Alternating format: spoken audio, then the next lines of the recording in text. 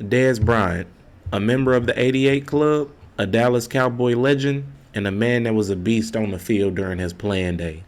Had every fan throwing up those X's during his playing day. I'm talking about Dez was a top receiver in the NFL, leading the league in touchdowns in 2014 and eclipsing 1,000-yard seasons several times before the end of his career. Dez was off to 4 straight years of progress and improvement before a string of injuries and COVID-19 made him shift his focus from football to other things in life. Today, most casual fans remember Dez Bryant for the infamous pass drop that happened 10 years ago. And of course, what is a Dez Bryant video without mentioning that moment in time? And actually, I'll be mentioning that moment a little bit later here in the series. But it's way more to Dez Bryant's career than a missed call. And of course, I'm not the first nor the last video to cover Dez Bryant, but in this video, I wanted to give you my perspective, along with pulling a lesson from Dez Bryant's time in the NFL up until now. Let's get to the video.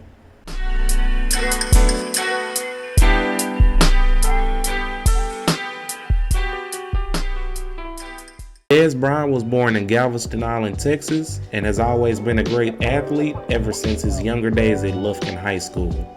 In college, Dez had amazing years at OSU, where he was one of the top receivers coming out of the 2010 draft, along with wide receiver Demaryius Thomas.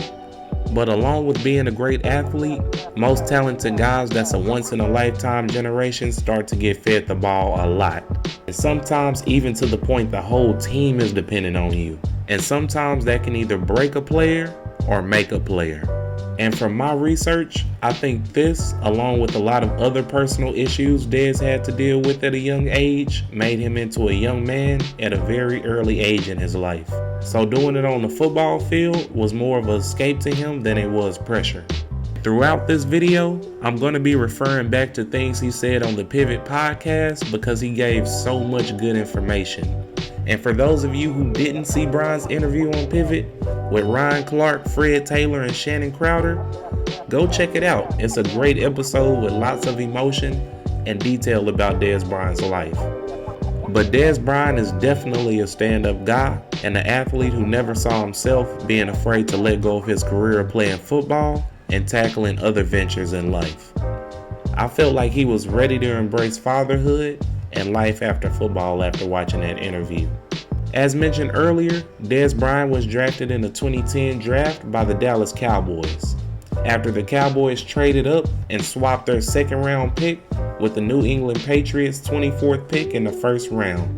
Dez was certain that he would be a Denver Bronco, with owner telling him he would take him in the first round, and said going to the Cowboys would almost be too perfect being from Texas and growing up a Dallas Cowboy fan. I'm not sure what happened, but Broncos end up picking a stud wide receiver out of Georgia Tech named Demaryius Thomas.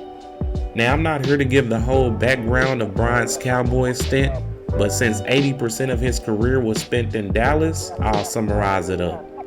Dez Bryant in the next 4 years will not only get better every season, like literally, look at these stats: 9 touchdowns, then 12, then 13, then 16, having 3 1,000-yard seasons in a row.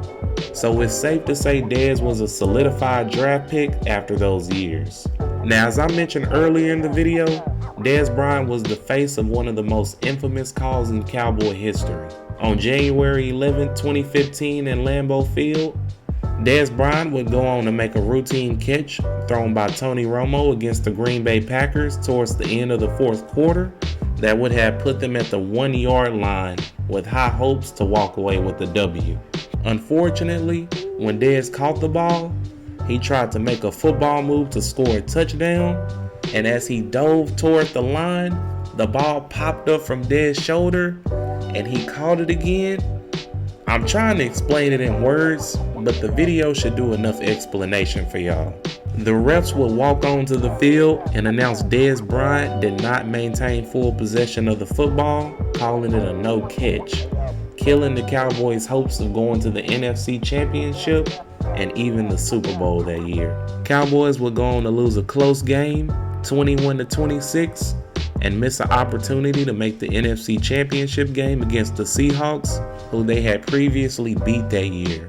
Ask any Cowboy fan about that play, and I promise you a rant is coming. Like, I'm actually just now realizing I didn't even have to add this whole part to the video, but as a Cowboy fan, as you can see, I just felt it was an obligation to mention that part. But back to the video, y'all. Dez Bryant's next 2 years will be riddled with injuries, but still pretty productive years with the Cowboys if you ask me. And in 2018, his last year with the Cowboys, the teams would see themselves missing the playoffs after a 9-7 season. And Cowboys would release Bryant in the offseason after an 8-year stint with the Cowboys. On November 7, 2018, Bryant will find himself signing a 1-year deal with the Saints. Crazy enough, the Saints would go on to play the Cowboys just 3 weeks later, where Dez was said to start against his former team. But just 2 days after signing with the Saints, Bryant would face more injuries, tearing his Achilles during a team practice, forcing him to miss the rest of the 2018 season, not playing a single game for the Saints before being released in the offseason. In 2019, Dez stated that he wanted to focus on rehabilitation and getting ready for the next season. On October 27, 2020, Bryant signed to the Baltimore Ravens practice squad, eventually being elevated to the active roster. Dez Bryant would go on to play the Indianapolis Colts and the Tennessee Titans before being reverted back to the practice squad after each game. He was promoted to the active roster once again on November 28, right before a Week 13 matchup against, once again, the Dallas Cowboys, his former team. And I think God just did not want to see Dez Bryant play his former team, like, at all. Because just days before the game, Bryant tested positive for COVID-19 and was placed on the reserve COVID-19 list by the team and wouldn't be on the active roster until a month later. Dez would go on to suit up against the Jacksonville Jaguars and score his first touchdown since 2017. Dez Bryant would go on to finish his 2020 season with 6 catches, 47 yards, and 2 touchdowns. And 2020 is the last time we will see Dez Bryant on an NFL field. I believe all those injuries and being 32 years in age definitely caught up to him. Although never making it to a Super Bowl, Bryant was able to have great individual success in the NFL, becoming the Cowboys franchise leader in touchdown receptions with 73 tubs, the most games with 2+ receiving touchdowns in a career with 15, and in a season with 4. And he's also tied with 4 other guys with the most consecutive games with a touchdown, going 7 weeks straight putting up a tub. As mentioned earlier in the video, Dez is a proud parent of 2 sons, and it looks like he embraces fatherhood.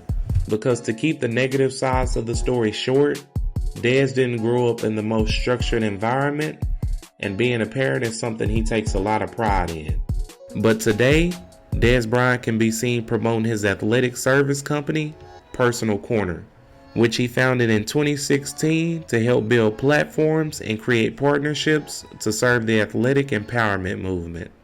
Dez can also be seen rocking his Cowboys gear at his tailgate party that he hosts before every Cowboys game at Texas Live, a huge sports bar / event center outside of Cowboys Stadium, alongside popular DFW radio host Bebe.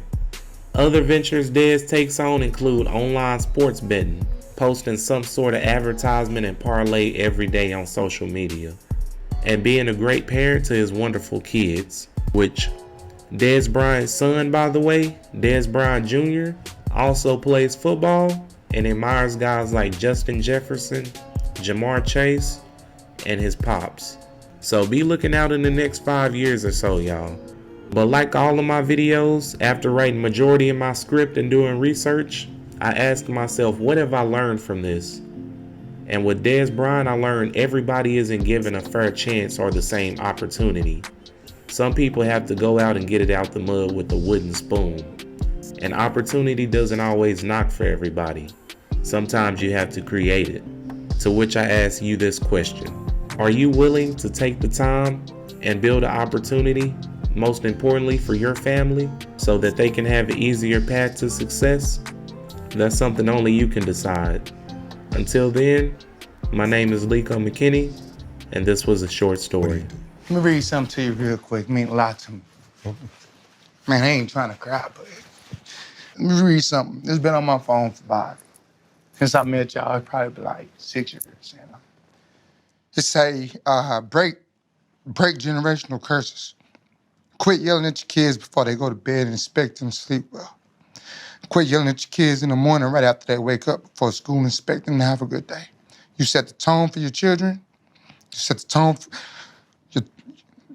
you set the tone for your voice that they will always remember in their heads. You become their inner voice. Don't be their inner critic. Speak life, speak love, speak bravery, kindness and hope. Speak wisdom and truth. Most of all, listen to your children. I never had none of that. I get that to mine. And that's my number one priority. I follow that. That's how I break it. And, so when I do it, I live it.